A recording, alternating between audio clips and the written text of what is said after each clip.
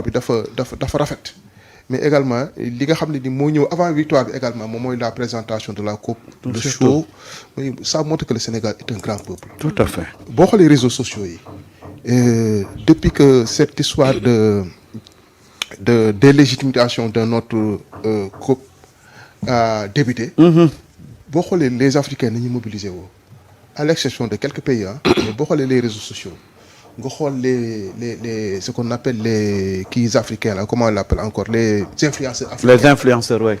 Les influenceurs africains dañu rangé wu derrière le Sénégal parce que injustice moo loolu nit ñi mënut a déglu. Tout à fait. attanuñu injustice. Ensuite Afrique dafa changé léegi. nit ñi il y a l'émergence d'une nouvelle conscience citoyenne qui fait que maintenant léegi africains yi de plus en plus les problématiques qui secouent l'Afrique ñoom ñoo ko jël seen bopp di ci discuter di ci génn ay solutions te Coupe d'Afrique bi wane na ko daal. je pense que c'est tout à l'honneur du Sénégal lii ñuy wax naan bu fi yemoon neex. am na ñu koy bañ rek quoi. fu mu ne nii kay am na ñu koy bañ a dégg. am na ñu seen xol neexul de. waaw ne xol yi neexul mais tamit lii honneur du Sénégal la. parce que Sénégal ñaaw ci benn yoon. ñaaw ci benn yoon on a gagné une coupe avec la manière ñu jëm ñu sàcc avec la manière refuser ñu un penalty comprendre nga on est resté stoïque on est resté un grand peuple on a gagné te déggoo benn Sénégalais wax loo xam ne waru ko wax ci réseaux sociaux wala loo xam ne nii day ñagasal wala day yàq suñu diggante ak Maroc. donc Sénégal ñaaw ci quoi. déedéet. ay ci mu ngoog am na solo gannaaw kii di docteur Pape Sadio Thiam tey nag ci seen émission Xelcom ñu fas yéene yaatal bu baax a baax nag ci yenn ci ay ponk jëm ci wàllum actualité bu ci njëkk bokk na ci sànq rek doyen Samba mu ngi koy wax muy match bi nga xamante ne moo doxoon ni ki tay jile ci ngoon ci diggante Sénégal ak Pérou foofee ci Stade de France li ni mel nag mujjee ci ñaari ball ci dara mu mel ne nag suñu gaynde yi di les Lions de la Teranga ñoom nag defati nañu ndam foofee ca Paris la France daañu ko yaatal bu baax a baax daañu waxtaanee tamit lu jëm ci mbirub góor jigéen di arrestation bu yees wala sax yu yees yi nga xamante ne nemmeeku nañu ko ci boobule dossier daañu ci xuus bu baax a baax dellu soit aussi ci candidature bu Macky Sall ak lu jëm ci coowal supposé dette cachée bi nga xamante ne daal dinañ koy wax fii ci biir réew mi li ni mel ak yeneen ci ay ponk jëm ci wàllum actualité nag ñu fas yéene ko yaatal bu baax a baax di ki tey jii ci samedi ji ci seen émission Xelcom dañu koy dooree ak doyen Samba Ndiaye doyen. lan la ñu mën a jàpp ci match bi Sénégal dóor na réew bu Pérou ci ñaari ball ci dara waaye tamit gis nañu fa présentation coupe bi mu nekk mbégte bi nga xamante ne àdduna yépp a koy partagé. mais c'est le Sénégal qui était à l'honneur. Sénégal moom moo nekkoon à l'honneur et la fête vraiment fête bu rafet la à tous les niveaux. Avant, pendant et après.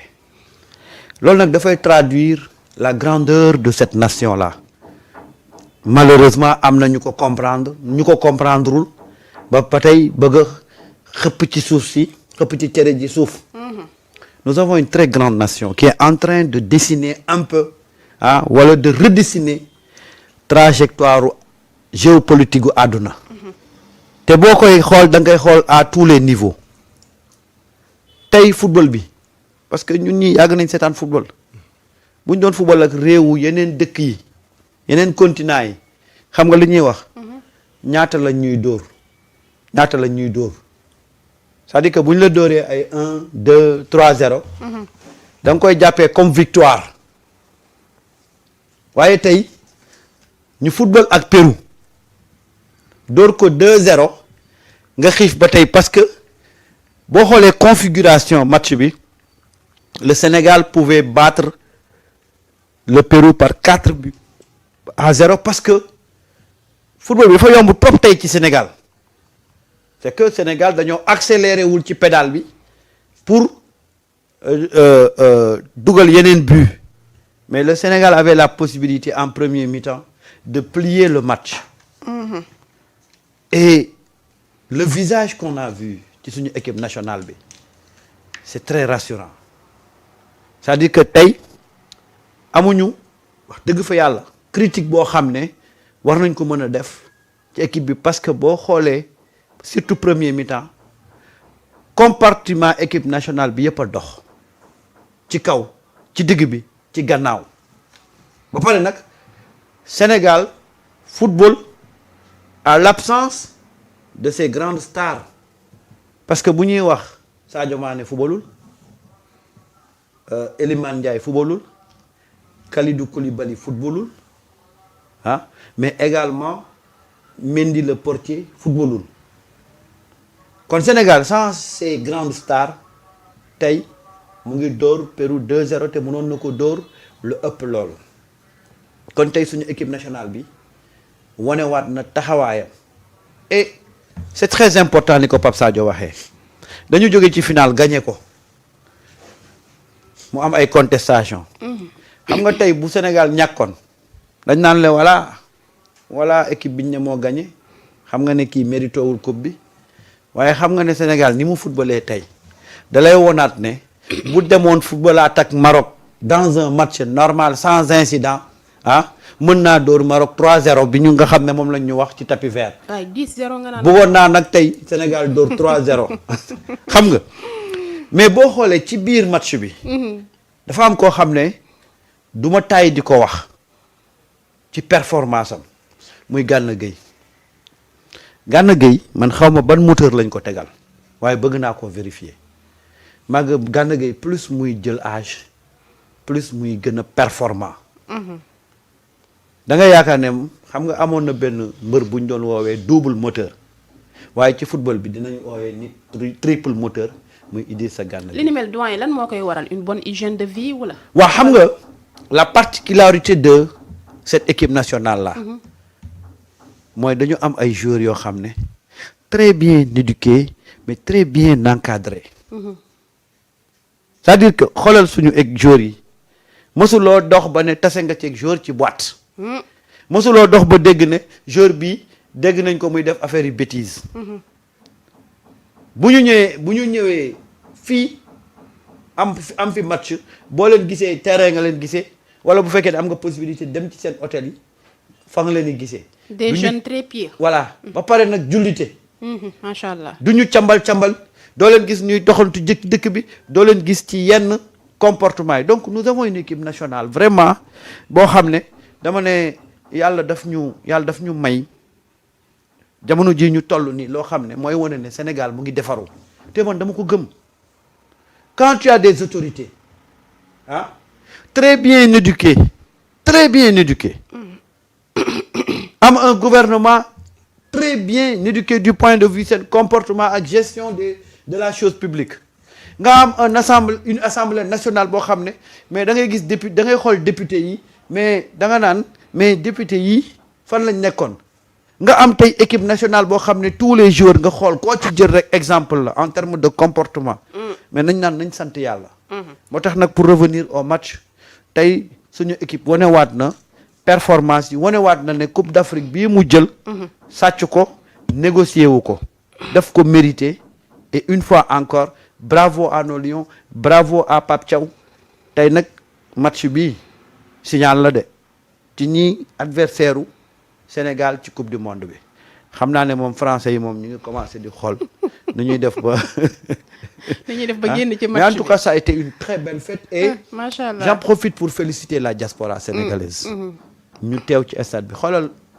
stade France une grande mobilisation nga gis ñu ne la billets yi jeex na tàkk dégg naa sax vérifié wu ma ko mais c'était vraiment à guichet fermé pratiquement jaayatu tuñu woon billet à quelques heures du match mu am ñu wane fa suñu facette culturelle avec la prestation de Youssou Ndour et de Mbaye Dièye Faye loolu nag dafay gën a yëkkati suñu taarixu réew et vraiment vivement que ci yeneen domaines yi façon succès yi ñuy am ñu am ko te mën na nekk xam naa ne nag am na ñeneen ñoo xam ne bu subaa da nga leen gis ñu indi fi beneen mbir pour yàq fête bi mais mënuñ koo yàq. déedéet duñ ko yàq. Sénégal ci kanam la jëm. mbégte bi nga xamante ne boobu ba léegi ñu ngi koy dund. jëm ci wàllum football gannaaw Coupe d'Afrique des Nations bu amoon ci atum 2025 foofee ca Maroc mënuñu ko yàq voilà comme ni ko ñenn ci sénégalais yi di waxee rek fu mu nekk ni ñoom ñun suñu deuxième étoile am nañ ko ba pare kenn mënu koo yàq. laataa ñuy wéyandi ci waxtaan wi ñu nuyu di béggee di ziar bu baax a baax suñu mbokk internet yi ku ci mel ni Lamine Tamba M7 production kii di Marie Emma Pape Ibrahima Diallo ñoom ñëpp ñu ngi leen di ziar di leen jox seen wàccuwaay bu baax a baax. mais Pape Sadio c'est un grand footballeur hein mais Pape. dinaa ñëwaat ci moom léegi dinaa ñëwaat ci moom léegi di wax ni wéy leen di partager di liker di commenter waaye tamit di maye ay cœur loolu am na ci solo lool. dañuy ñëwaat ci professeur Pape Sadio docteur voilà docteur Pape Sadio docteur naka nga jàngatee li nga xamante ne nag mooy match bi comme ni ko doyen Samba waxee sànq naam ci biir match bi gis nañu ne am na yenn ci ay stars yi nga xamante ne football luñu ku ci mel ne Sadio Mané waaye teewul Sénégal wonewaat na beneen xar kanam ci football ci àdduna bi yëpp. waaw xam nga aujourd'hui le Sénégal était sur le toit du monde par un concours de circonstances moom mooy la récente victoire en Coupe d'Afrique des Nations coupe bi ñu jël ensuite les démêlés judiciaires que nous avons eu avec le Maroc tout ça ont participé à populariser la rencontre d'aujourd'hui et qui fait que Sénégal tey jii moom moo nekkoon sur le toit du monde ensuite li ma ci wax moom mooy que ne li muy wane rek moom mooy que ne le sport de manière générale est devenu un engin diplomatique majeur international booy xool la circulation des joueurs la circulation des footballeurs ce qu'on appelle la transnationalité. Cette transnationalité a cassé ce qu'on appelle les frontières ethniques, les frontières identitaires. Dafa casser également les nationalités, cette transnationalité qui fait qu'aujourd'hui, un footballeur bu nekk dans un pays comme la France, nekk dans un pays comme le Sénégal, ni muy représenter sa nation, ni muy représenter son pays, dafay nekk ce qu'on appelle le football est devenu un soft power sportif. Et ce soft power sportif là li mu gën a favoriser moom mooy que ne ce soft power a favorisé une nouvelle forme de diplomatie, ce qu'on appelle la diplomatie du sport. Cette diplomatie du sport là également dafay participer à bonifier l'image d'un pays. Parce que dans ce monde globalisé, l'image d'un pays compte autant que la puissance économique ou bien la puissance militaire. Autant un pays a une bonne image, autant il attire des investissements sur le plan international. loolu nag dañ ciy gën a woo moom mooy que ne sunu dirigeants sportifs yi monde bi dafa évoluer. Il ne faudrait plus que ñu yem ci wàllu sport kese. Sénégal fi ñu toll nii tey jii dafa gën a bonifier notre diplomatie. dafa jox beneen xar kanam gu bees. dafa gën a améliorer notre image à l'international. Donc loolu li ciy war a topp moom mooy que suñu dirigeants sportifs yi ñoom ñoo war a xam que ne le monde s'est globalisé ñun yematuñ ci sport yi. dañuy profiter dans ces moments de ferveur, dans ces moments de grande victoire pour améliorer notre image, mais également ça doit participer à l'attrait des investissements. tey jii sport bi rek mën na bokk ci li nga xam ni dina attirer ay investissements. ce qu'on appelle les investissements directs étrangers. loolu dafa rafetal xarkanamu Sénégal dafa tax aujourd'hui tam Sénégal aussi mooy li nga ko waxee rek c'est le pendant li nekk ci politique bi tey jii li nekk ci politique bi nekk ci gouvernement bi nekk ci état bi moom moo ñëw léegi ci sport bi quoi. Il y a un renouvellement générationnel. Avec de nouveaux joueurs yoo xam ne de plus en plus ils sont conscients que ne ils représentent une nation. Parce que joueur boo xam ne il représente une nation, il a la conscience que il appartient à une nation qui a des valeurs, une nation qui a un soubassement culturel, une nation qui a enfanté de grands dirigeants. dëkk boobu boo fa ñëwee ñu jox la maillot national bi da nga xam ne tu représentes un pays boo xam ni un pays qui est respecté sur le plan international. Et boo xoolee tamit également joueurs yi rek comportement yi ñu am parce que ñun am na génération de joueurs yu ñu fekk.